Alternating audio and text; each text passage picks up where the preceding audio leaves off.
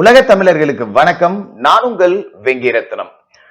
திமுகவோட சாதனைகள் அப்படின்னு மக்கள் கிட்ட கொண்டு போறதுக்கு அப்படியே ஒரு கட்டை தூக்கிட்டு வந்து வச்சாங்க அப்படின்னா, அந்த கட்டுல ஒரு 2 பேப்பரை எடுத்து ஓரமா வச்சுட்டு மீதி எல்லாம் எடுத்து பார்த்தா அதிமுக ஆட்சியோட சாதனைகளா தான் இருக்கும். ஸ்டிக்கர் ஓட்டுற வேலையை மட்டுமே தான் 5 வருடமா முத்துவேல் கருணாநிதி ஸ்டாலின் என்கின்ற பொம்மையின் அரசாங்கம் செய்து கொண்டிருக்கிறது. இத மக்கள் கிட்ட ரொம்ப தெளிவா எடுத்துட்டு போய் இறங்கி அடிச்சுக்கிட்டு இருக்காங்க அதிமுகவோட ஐடிவி. உண்மையிலேயே என்ன செய்யறது அப்படின்னு தெரியாம தடுமாறி போயிருக்காங்க முத்துவேல் கருணாநிதி ஸ்டாலின் என்கின்ற பொம்மையின் திராவிட மாடல் அரசும் திமுக என்கின்ற கட்சியும். ஏன்னா திமுகவினருக்கு எப்பவுமே ஆபாசமா பேசுறது மட்டும்தான் ஐடிவிங் அப்படின்னு சொல்லி நடத்திட்டு இருக்காங்க. தரவுகளோட புள்ளி விவரங்களோட அதிமுக ஐடிவிங்க மரண அடி அப்படிங்கறத அடிச்சுக்கிட்டு இருக்காங்க. எதிர்க்க முடியாம திமுக தடுமாறிக்கிட்டு இருக்கு. இது ஒரு பக்கம் இருக்க, எப்பவும் இல்லாம வித்தியாசமான முறையில திடீர்னு பிரஸ் மீட் வச்சு தங்களோட தேர்தல் அறிக்கையில சில முக்கியமான அம்சங்கள் அப்படிங்கறதெல்லாம் திரு எடப்பாடி பழனிசாமி அவர்கள் தொடர்ச்சியா வெளியிட்டுக்கிட்டே இருக்காரு. இதுதான் திமுகவுக்கு மிகப்பெரிய ஆப்பா வந்திருக்கு. ஏன்னா எப்படியாவது அதிமுகக்குள்ளேயே ஸ்லீப்பர் செல்ல வச்சுக்கிட்டு அதிமுகவோட தேர்தல் அறிக்கை என்ன, அவர்களோட வியூகம் என்ன, திட்டம் என்ன அப்படின்னு தெரிஞ்சுக்கணும்னு முயற்சி செஞ்ச ஸ்டாலின் அவர்களுக்கு இந்த அப்பப்ப அறிவிக்கக்கூடிய தேர்தல் அறிக்கையால மரண அடி அப்படிங்கிறது விழுது. நீ என்ன ஸ்கீம் போட்டாலும் அது அதிமுகவோட ஸ்கீமை காப்பி அடிச்சதாதான் இருக்கும். நீ என்ன தேர்தல் அறிக்கை கொடுத்தாலும் அதிமுகவோட அறிக்கைய காப்பி அடிச்சதாதான் இருக்கும் அப்படிங்கிறத ரொம்ப தெளிவா மக்கள் மனசுல பதிய வச்சுக்கிட்டு இருக்காங்க. அதுக்கு முன்னாடி ஒரு வீடியோ காட்டுறேன், பாருங்க. உங்கள் குடும்பத்துக்கு மாதத்துக்கு சராசரி எவ்வளவு அரிசி பயன்படுத்துறீங்க? 20 மனசில் படுத்து சொல்லுங்க. உங்கள் குடும்பத்திற்கு மாதத்துக்கு எவ்வளவு துவரம் பருப்பு பயன்படுத்துறீங்க? மாதத்திற்கு உங்க குடும்பத்திற்கு எவ்வளவு உளுத்தம் பருப்பு பயன்படுத்துறீங்க? ஒரு மாதத்துக்கு உங்க வீட்டுல கடலை எண்ணெய் எவ்வளவு வாங்குறீங்க? சமையல் எண்ணெய் தான். ஒரு மாதத்துக்கு சமையல் எண்ணெய் தான் 5 லிட்டர் வாங்குறீங்க. நல்லெண்ணெய் 1 லிட்டர். உங்கள் குடும்பத்துக்கு மாதத்துக்கு சராசரியாக எவ்வளவு சர்க்கரை பயன்படுத்துறீங்க? உங்கள் குடும்பத்துக்கு மாதத்துக்கு சராசரியாக எவ்வளவு கோதுமை மாவு பயன்படுத்துறீங்க? உங்கள் வீட்டுல மின்சார மாதம் முதல்ல எவ்வளவு கட்டுறீங்க, எவ்வளவு கட்டுறீங்க?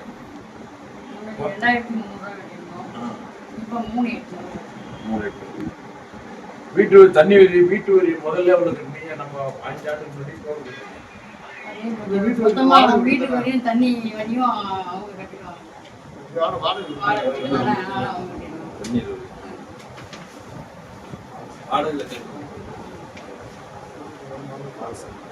குடும்பத்துல மொத்த மாத செலவு 5 வருஷத்துக்கு எவ்வளவு இருக்கும்? 20,000 ஆச்சு. இப்போ 35,000 15,000 அவ்வளவுதானே? யாரும் கவர்மெண்ட் ஸ்கூல்ல படிக்கிறீங்களா?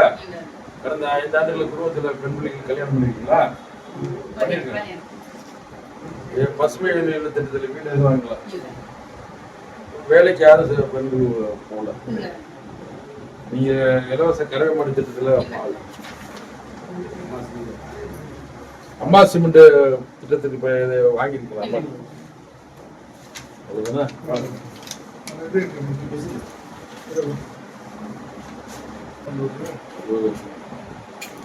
20 லட்சத்தி 5 வருஷத்துக்கும் இந்த 5 வருஷத்துக்கு 20 லட்சம்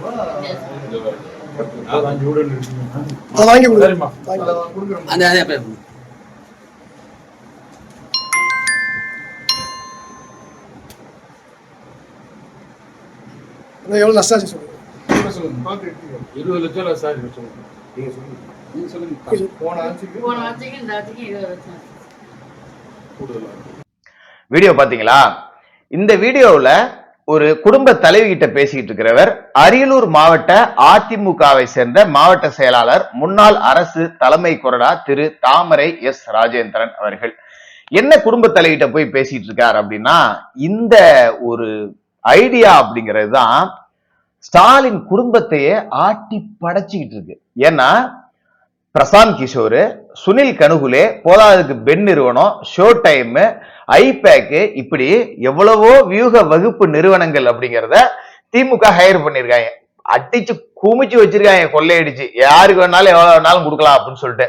பட் எத்தனை வியூக வகுப்பாளர் இருந்தாலும் நீ ஏதாவது செஞ்சிருந்தா தானே சொல்ல முடியும். போய் அதிமுக ஆட்சியின் சாதனைகள் அப்படின்னு சொல்லிட்டு 5 வருடங்களுக்கு பிறகு இன்னைய வரைக்கும் சொல்லிட்டு இருக்காங்க, எங்க ஆட்சியில நாங்க இதை செஞ்சோம் அதை செஞ்சோன்னு இன்னைக்கும் எதிர்கட்சி தலைவர் போற இடங்கள்லாம் பேசிட்டு இருக்காரு. ஆனா இப்ப ஆண்டுகிட்டு இருக்கக்கூடிய திமுகவால சாதனைகள் அப்படின்னு சொல்லவே முடியல.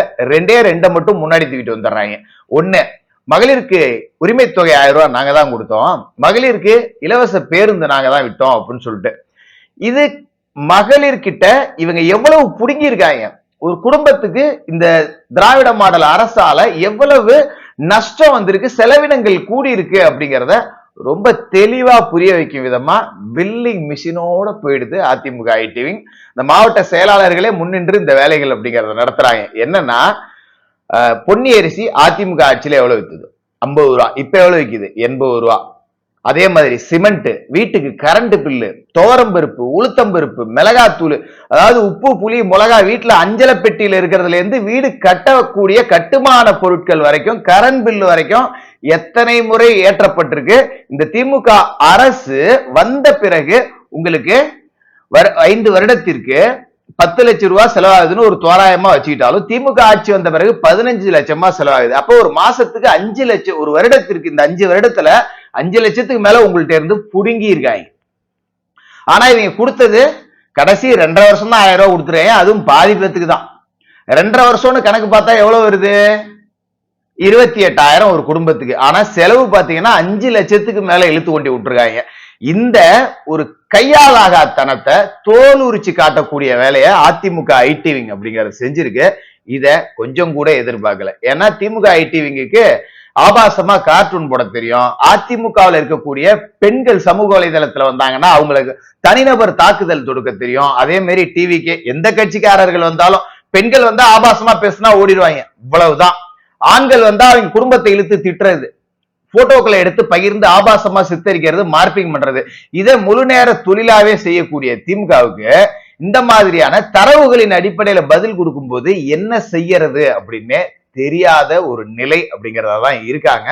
இதனாலதான் கையை பிணைஞ்சுக்கிட்டு சுத்துறாங்க. அதே மாதிரி இந்த திமுகவில் எல்லா இடத்துலயும் கஞ்சா புழக்கம் அப்படிங்கிறது இருக்கு.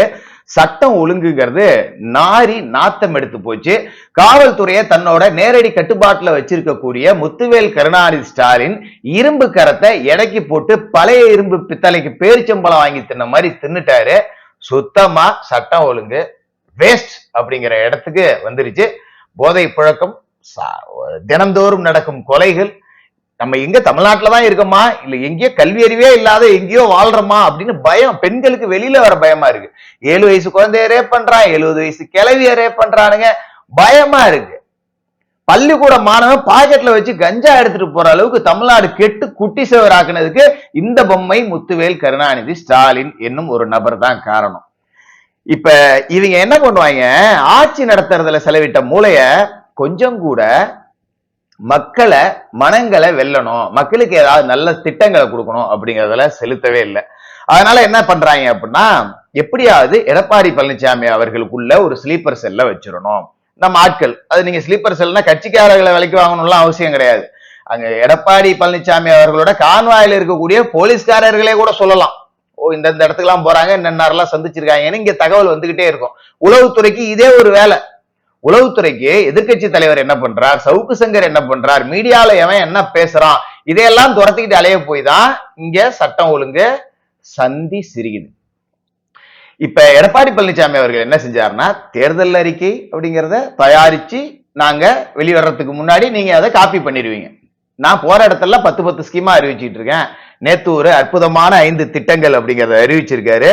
வங்கிகளில் பெறப்பட்ட கல்வி கடன் தள்ளுபடி, மாணவர்களோட ஒரு எப்படி சொல்றது, ஒரு கதாநாயகனாவே இது அவரை மாட்டும். ஏற்கனவே ஆல் பாஸ் அப்படிங்கிறதுல ஆல் பாஸ் நாயகன் அப்படின்னு ஒரு பேர் வந்தது. கல்வி கடன் தள்ளுபடின்னு இஷ்டத்துக்கு திமுக வட சுட்டு ஒண்ணுமே நடக்கல. வேலைக்கு போகாத மாணவர்கள் கல்வி கடன் வாங்கியிருந்தாங்கன்னா இன்னைக்கும் கூட அவங்களுக்கு பேங்க்ல இருந்து ஆளு போய் மிரட்டக்கூடிய வேலைகளை செய்யறாங்க. இது அவர்களோட மனதில் பால் வார்த்த மாதிரியான ஒரு சம்பவம். 2வது, முதியோருக்கான சமூக பாதுகாப்பு ஓய்வூதியம் 2000 ரூபாயா கூடுதலா அறிவிக்கப்படும். அதாவது கிராமத்தெல்லாம் வந்து 1000 ரூபாய் பணம் வந்துச்சா அப்படிம்பாங்க. இந்த கிராமத்து வயதான பாட்டிமார்கள் தாத்தா மார்கள்லாம் ஏதாவது ஒரு ஊர்ல ஒரு பொட்டி கடை இருக்கும், அங்க போய் டீயை கடன் வச்சு கொடுப்பாங்க, ஒரு பரோட்டா கிரோட்டா இட்லி தோசை ஏதாவது கடன் வச்சு வாங்கி திம்பாங்க. ஏதோ வயிற்று பொழப்புக்கு வேற என்ன செய்ய போறாங்க, பிள்ளைங்க ஆதரவு இல்லை, கை விட்டுருச்சு, என்ன பண்றது.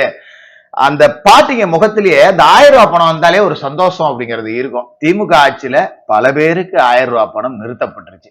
நீங்க கலெக்டர் ஆபீஸ்ல போய் ஜமாபந்தி நடக்கிற இடத்துல பாத்தீங்கன்னா எல்லாம் பாத்தீங்கன்னா 60 வயதை கடந்த முதியவர்கள் தான் இருப்பாங்க. என்ன அப்படின்னு கேட்டீங்கன்னா, 1000 ரூபாய் பணமே வரலப்பா, ஒத்து போச்சுப்பா, நான் என்னப்பா பண்றதுன்னு அழாத குறையா நிக்கிறாங்க. இவர்களுடைய வாழ்க்கையில ஒளிவேத்தி வைக்கக்கூடிய ஒரு ஸ்கீம் தான் இந்த 2000 ரூபாயா ஒதுக்கப்படக்கூடிய ஓய்வூதியம் அப்படிங்கிறது. அதே மாதிரி வருடத்திற்கு 3 கேஸ் சிலிண்டர் இலவசம். இங்க ஒருத்தர் வந்தாரு, கேஸ் மானியம் 100 ரூபாய் நாங்க வந்தோம்னா நொட்டிடுவோம் அப்படின்னு சொல்லிட்டு எங்க போனாரோ தெரியல. இதை பத்தி வாயே திறக்க மாட்டாங்க எந்த மீடியாக்களும். ஆனா ரொம்ப சிறப்பான ஒரு ஸ்கீம் மூலமா 3 சிலிண்டர் அப்படின்னா ஒரு ஏழைப்பாள குடும்பத்துக்கு வருஷத்துக்கு 3 சிலிண்டர் ஆகும். கிராமத்தெல்லாம் பாத்தீங்கன்னா ரொம்ப அவசியமா தான் சிலிண்டர் யூஸ் பண்ணுவாங்க, இல்லாட்டி விறகடுப்பு வெளியில வச்சு பத்த வச்சுட்டு போயிடுவாங்க. அப்ப அவங்களுக்கு எல்லாம் இந்த 3 சிலிண்டரே ஒரு வருஷத்துக்கு போதும் அப்படிங்கிறப்ப இது ஒரு வரப்பிரசாதம். அதே மாதிரி கூட்டுறவு வங்கிகளில் மாற்றுத்திறனாளிகள் பெற்ற கடன் தள்ளுபடி செய்யப்படும். மாற்றுத்திறனாளிகளுக்கு என்ன வேணாலும் கொடுக்கலாம். ஏன்னா இயற்கை படைப்பு, இறைவன் அவர்களுக்கு துரோகம் செஞ்சுட்டாங்க. பிறவியிலேயே மாற்றுத்திறனாளிகளா இருப்பாங்க சில பேர். அதன் பிறகு பாத்தீங்கன்னா ஒரு விபத்துல செயல்பட முடியாத நிலையில, ஊதியம் ஈட்டப்பட முடியாத ஒரு நிலை, வருமானம் பண்ண முடியாத ஒரு நிலை, அவங்க ஏதோ அல்ல அர்ஜென்ட்டுக்கு மருத்துவ செலவுக்கு கடனை நகையை நட்டா வாங்கி வச்சிருப்பாங்க. உதயநிதி கொடுத்த பொய் வாக்குறுதியை நம்பி நாங்க வந்தா அப்படியே கடன் எல்லாம் கிழிச்சிருவோம்னு சொன்னாங்கல்ல, அது மாதிரி இப்ப இவர்களுடைய நெஞ்சிலெல்லாம் இது பால் வார்த்த மாதிரி இருக்கு. குறிப்பா இஸ்லாமிய, கிறிஸ்துவ உள்ளிட்ட சிறுபான்மை வகுப்பை சேர்ந்த மகளிர் சுய உதவி தொழில் தொடங்குறதுக்கு வட்டி இல்லா கடன். அதாவது சிறுபான்மையினருக்கு எந்த நல்லதுமே திமுக செய்யாது. ஆனாலும் திமுகவினர், சிறுபான்மையினர் எல்லாமே திமுகவுக்கு வாக்களிக்கிறாங்க. என்ன அப்படின்னா ஒரு விஷ விதை ஊனப்பட்டிருக்கு, பாசிச பாஜக உள்ள வந்துரும் அப்படின்னு. ஆனா இவங்க பிஜேபி கூட கூட்டணி இருந்தா மட்டும் மோடி மிக மிக நல்லவர், வாஜ்பாய் மிக மிக நல்லவர் அப்படின்னு வடைய சுற்றுவாங்க. இப்படி இந்த பாஜக பூச்சாட்டி காட்டி இவங்களை எவ்வளவு நாளைக்கு தான் நீங்க ஏமாத்துவீங்க? இன்னைக்கு இவர் ஒரு அற்புதமான ஸ்கீம் அறிவிச்சிருக்காரு, வட்டி இல்லா கடன். அவர்களுடைய நெஞ்சம் நிறைந்த ஒரு ஸ்கீமாவும் இருக்கு. அந்த அளவுக்கு ரொம்ப சிறப்பான செயல்பாடுகள். இது எல்லாமே நான் ஏற்கனவே சொல்லியிருக்கேன், அதிமுகவை குறைச்சு மதிப்பிடாதீங்க, களத்துல புலி மாதிரி பாய்வாங்க அப்படின்னு சொல்லிட்டு. அப்படிதான் இன்னைக்கு பாஞ்சுக்கிட்டு இருக்காங்க. அதே மாதிரி குறிப்பா அரியலூர் மாவட்டத்தை சேர்ந்த முன்னாள் சட்டமன்ற உறுப்பினர், தமிழக அரசின் முன்னாள் கொறடா திரு தாமரை எஸ் ராஜேந்திரன், கிட்டத்தட்ட அவர் தான் அரியலூர் வேட்பாளர் அப்படிங்கிறது உறுதி செய்யப்பட்டுருச்சு. ஏன் அப்படி சொல்றோம் அப்படின்னா, கண்ணு கட்டிய தூரம் வரை எதிரிகளே இல்லைன்னு ஸ்டாலின் வடை சுட்டுக்கிட்டு இருந்தார்ல, ஆக்சுவலா இதோட ஒரிஜினல் டயலாக் மறைந்த அம்மா அவர்களோட டயலாக். இப்ப ஸ்டாலின் அதை திருடி டயலாக்கு கூட ஸ்டிக்கர் ஒட்டிக்கிறார். ஒரிஜினல் என்ன அப்படின்னா, அரியலூர் சட்டமன்றத்தில் கண்ணு கெட்டிய தூரம் வரை எதிரிகள் இல்லாத ஒரு வேட்பாளர் திரு தாமரை ராஜேந்திரன் அவர்கள். ஏன்னா கடந்த தேர்தலிலேயே சில உள்ளடி வேலைகளால ஒரு சொற்ப வாக்குகள் வித்தியாசத்துல வெற்றி வாய்ப்பை பறி கொடுத்தவர். நீங்க கொரோனா காலகட்டத்துல நீங்க அரியலூர்ல எந்த வீட்டுக்கு போனாலும் சொல்லுவாங்க, காய்கறி வந்துச்சா, மளிகை ஜாமான் வந்துச்சா அப்படின்னு. அத்தனையும் தன்னோட சொந்த செலவுல தொகுதி முழுக்க கொண்டு சேர்த்த ஒரு முக்கியமான மனிதர். அதே மாதிரி அரியலூர் மாவட்டத்துக்கு ஒரு மருத்துவக் கல்லூரியை கொண்டு வந்தவர். ஏகப்பட்ட ஸ்கீம், அரியலூர் தொகுதியோட ஒரு பொற்காலம் அப்படின்னே சொல்லலாம். அதையும் தாண்டி சில உள்ளடி வேலைகளால வீழ்த்தப்பட்டாரு. இப்ப இவருக்கு எதிராக வேட்பாளரே இல்லை அப்படிங்கிற அளவுக்கு திமுகவினரே எனக்கு அரியலூர் தொகுதி வேண்டாம் அப்படின்னு ஓடக்கூடிய நிலைமையில தான் இருக்காங்க. இதை நான் சாதாரணமா சொல்லல. 2024 பாராளுமன்ற தேர்தல்ல எத்தனையோ இடங்கள்ல திமுக வெற்றி பெற்றாலும் அரியலூர் மாவட்டத்திற்குட்பட்ட அரியலூர், ஜெயங்கொண்டம் 2 சட்டமன்ற தொகுதி வாக்குகள்ல அதிமுக தான் லீடிங் அப்படிங்கிறப்ப இவரோட பவர் என்ன அப்படின்னு தெரிஞ்சிருக்கும். அதனால ரொம்ப வெற்றியை கிட்டத்தட்ட உறுதி செஞ்சுட்டார். இப்ப வாக்கு வித்தியாசம், ஆப்போசிட் கேண்டிடேட் யாரு, இவங்களை அனுப்பிச்சா ஒரு 20,000 ஓட்டு டிஃபரெண்ட், இவங்க வந்தா 30,000 டிஃபரெண்ட். அந்த லெவல்ல தான் அதிமுக அரியலூர் மாவட்டத்துல ஓடிக்கிட்டு இருக்கு.